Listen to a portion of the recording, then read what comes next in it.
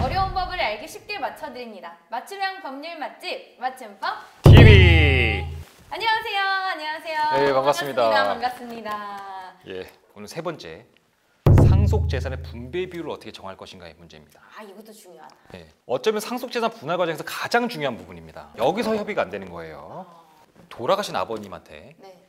100억 원의 재산이 있었습니다. 네. 그리고 자, 아들과 딸 그리고 오빠랑 여동생이 있었다고 해볼게요. 사업 문제가 있어가지고 아버지가 장남한테 30억을 미리 해주셨습니다. 아, 미리 30억을 주셨으면 남은 재산은 70억이 남죠. 그쵸. 이제 아버님이 돌아가시니까 아들은 이렇게 얘기하는 겁니다. 1대1이니까 n분위로 나눠서 30억 내가 가져갈게.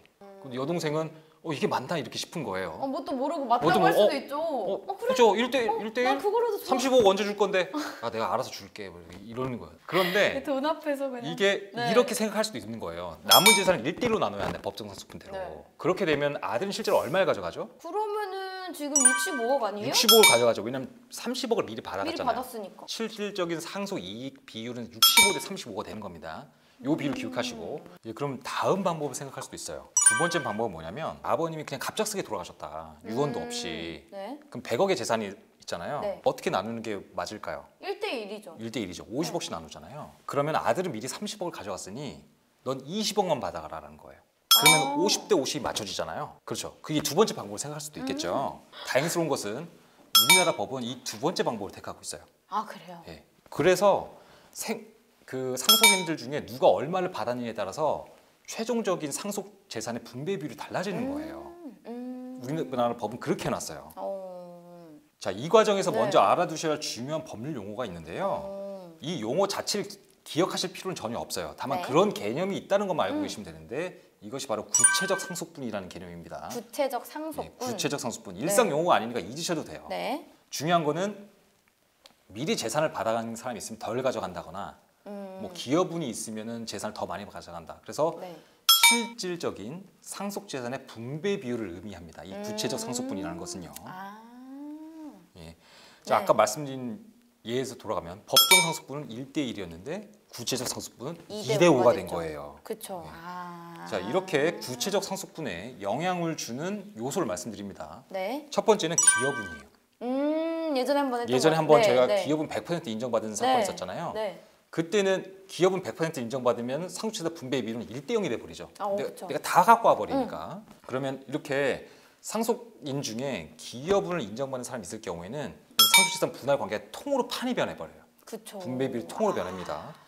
자, 여기서 아까 그 예예요. 100억이 있는 네. 그 아버지 예에서 아들이 뭐 자기 재산도 투입하고 그래가지고 아버지 재산 많이 사업을 많이 도왔어요. 그래서 네. 법원이 예를 들어서 기여분을 30% 인정했다고 가정해 보겠습니다. 그러면 아들은 먼저 100억 재산 중에서 네. 30억을 먼저 확 가져갑니다. 남은 재산은 얼마죠? 70억. 70억을 1대1로 나누는 거예요. 아. 그러면은 딸은 35억, 아들은 65억이 되겠죠. 네, 그러면은 구체적 상속분은 65대 35가 되는 거예요. 네. 자, 이 기여분을 인정받으려면요. 피상속인의 재산을 형성하고 유지하는 데 특별한 기여를 했거나 두 번째는 피상속인을 부양하는 데 특별히 그 기여를 했어야 돼요. 그리고 이제 이 기여분 말고 네. 구체적 상속분에 영향을 준 요소가 하나가 더 있는데 아까 말씀드렸던 특별수익이에요. 아.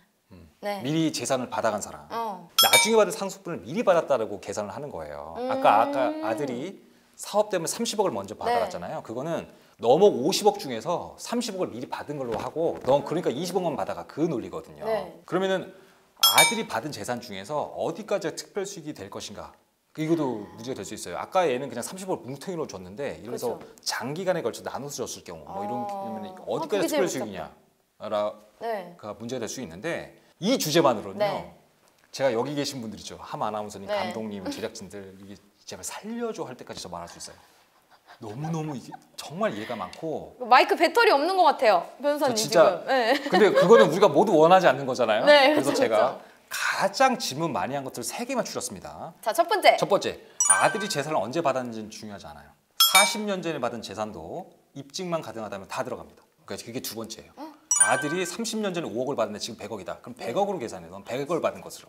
이제 세 번째는 며느리하고 장손이 받은 재산이에요. 예전엔 많이 그렇게 찢어서 줬죠. 그렇죠. 아들의 신용에 문제가 있거나 네. 세금 문제 때문에 며느리나 손자한테 맞아, 찢어서 맞아, 줬어요. 맞아, 맞아. 예전엔 그게 절세 효과가 있었어요. 근데 요새는 이 격세증여라고 하죠. 이게 바로 한 세대를 건너다 줬을 때는 세대 할증 붙어가지고 세금에서 그 유리하지가 않아요. 그러면은 아들 입장에서는 내가 받은 거 없다. 그 나머지 다 똑같이 n분의 1로 하자. 대법원이 당연히 안 된다고 했습니다. 그럼 말도 안 되는 소리 하지 말라고. 그 대법원 입장에서 꾸짖는 거죠. 네. 야 생각해봐. 아들은 그러다 쳐. 네 와이프는 네 와이프라서 받은 거지. 아버지가 네 와이프한테 줄 이유가 뭐야? 그치, 거의 남인데. 남이잖아. 근데 왜 와이프한테 줬겠어? 네 와이프니까 줬지. 그러니까 며느리랑 장손이 받은 재산은 장남이 받은 것으로 볼 수 있다는 게 대법원 판례예요. 그러니까 요 범위가 적용이 되면 그게 맞죠. 맞는 말이죠. 그렇게 이런 과정을 통해 가정법원은 기업은 그리고 공동상속인 특별수익을 계산해가지고 상속 분배 비율을 정합니다. 그래서 사실 협의 보실 때도 네. 이 과정을 하셔야 되는데 당연히 협의가 안 돼요. 안 되죠. 네, 불가능합니다. 안 되죠. 불가능에 가깝습니다. 결국은 오 변호사님을 찾아가라. 잘 찾으시면 됩니다.